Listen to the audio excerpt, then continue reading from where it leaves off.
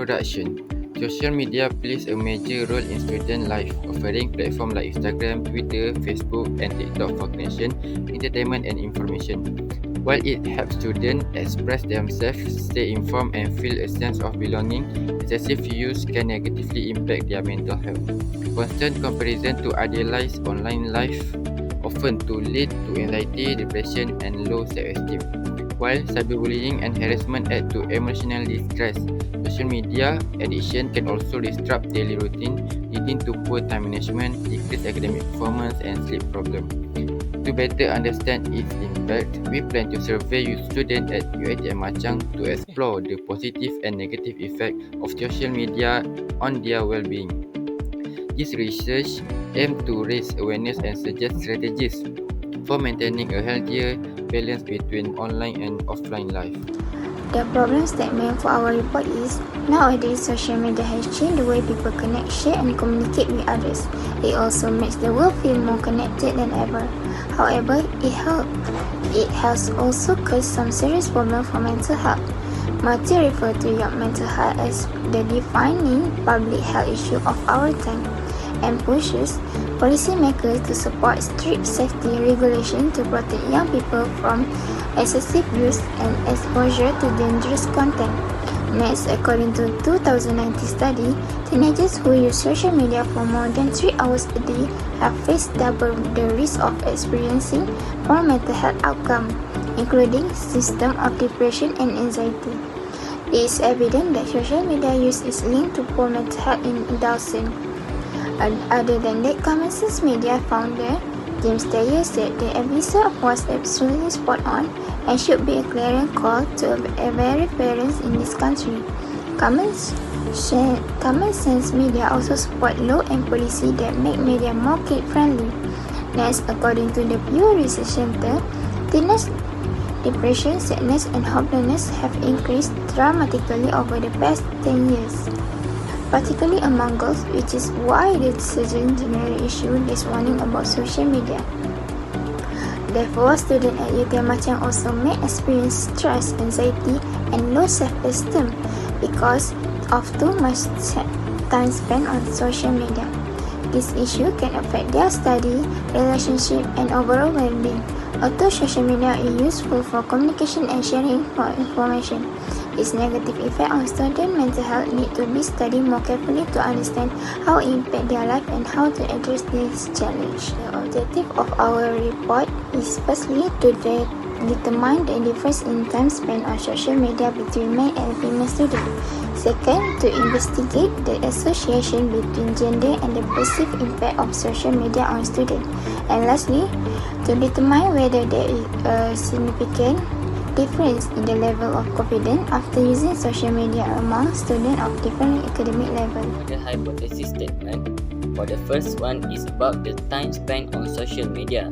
So, H0 is there is no difference in time spent on social media between male and female students. And then the H1 is there is a difference on time spent on social media between men and females.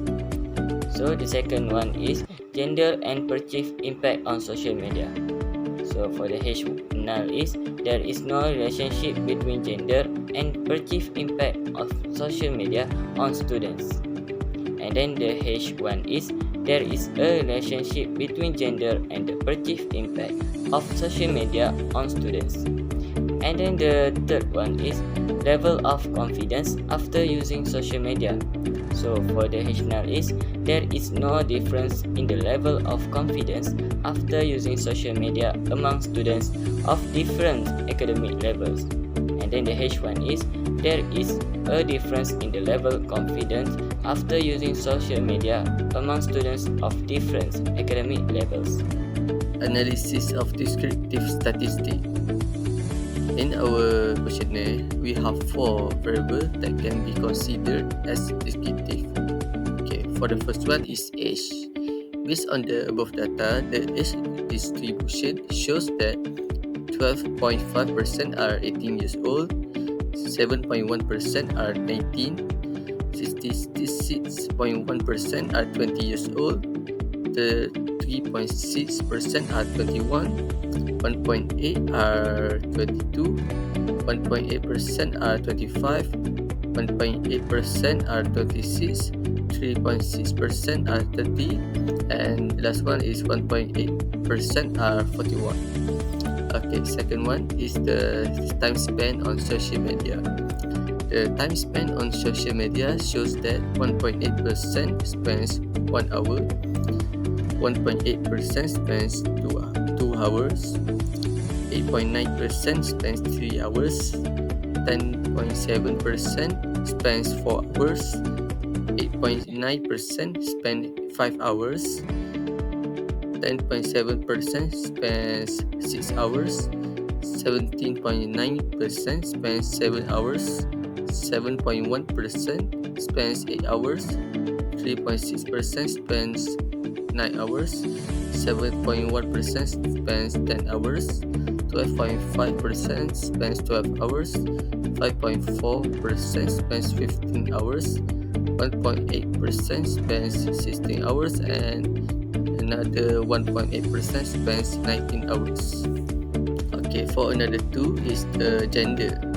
Based on the given data, 30.4% are male respondent and another 69.4% are female respondents. Okay, for the last one is the academic level. Based on the given data, 67.9% are from diploma student and another 2.1% are from DQ student. Here are the data for our test. One is the table for research objective 1. Before we proceed with the test, firstly we need to determine whether to use equal variance or not equal variance. To check this type of variance, we need to use leaving test. First, H0, the variance of the male and female are equal. H1, the variance of the male and female are not equal. So p-value equal to 0.667. Since p-value equal to 0.667 greater than alpha equal to 0.05, fail to reject H0. Thus equality of variance can be assumed. Hypothesis testing for independent t-test. Hypothesis H0, mean of time spent of male and female are equal. H1, mean of time spent of male and female are not equal. Test statistic, we use equal variance, so t equal to 0.175. Decision rule, since t equal to 0.175 less than t in table equal to 2.0057, fail to reject H0. Conclusion, we have not enough evidence to conclude that there is a difference between the mean of time spent on social media of male and female. Test on the gender and self-esteem. So there is the table for chi-square cross-tabulation. Hypothesis testing for chi-square test for independence. Hypothesis H0, there is no relationship between gender and the self-esteem of student. H1, there is a relationship between gender and the self-esteem of student. Significant level, alpha equals to 0.05. Test statistic, p-value equals to 0.376. Critical value, alpha equals to 0.05. Decision rule, reject H0 if p-value lower than alpha. Since p-value equals to 0.376 greater than alpha, fail to reject H0. So, the conclusion, there is no relationship between gender and the self-esteem of student. Okay, this one is the table for research objective. We proceed with t-test. Firstly, we need to determine whether to use equal variance or not equal variance. To check this type of variance, we need to use leaving test. First, H0, the variance of the diploma and degree are equal. H1, the variance of the diploma and degree are not equal. Okay, p-value equal to 0.058. Since p-value equal to 0.058 greater than alpha equal to 0.05, fail to reject H0. Thus equality of variance can be assumed. Hypothesis testing for independent t-test. Hypothesis H0, mean of level of confidence of diploma and degree are equal. H1, mean of level of confidence of diploma and degree are not equal. Test statistic, we use equal variance, so t equal to -1.135. Decision rule, since t equal to -1.135 less than 3 in table equal to 2.0057, fail to reject H0. Conclusion, we have not enough evidence to conclude that there is a difference between the mean of level of confidence after using social media for For diploma. the conclusion, the statistical analysis of social media's impact on students' mental and emotional well-being reveals significant correlation between and social media usage and various psychological effects. The findings indicate that excessive use of social media contributes to increased levels of anxiety, stress, and depressions among students. Additionally, frequent exposure to online content affects self-esteem and emotional stability, with students who spend more time on social platforms reporting higher level of negative emotions. However, social media also has positive impacts, such as providing a platform for social support and access to educational resources. The key takeaway from this analysis is that moderation in social media usage is essential to minimize its negative effects and promote better mental and emotional health among students. Encouraging digital literacy and promoting healthier online habits can help students balance the benefits and drawbacks of social media.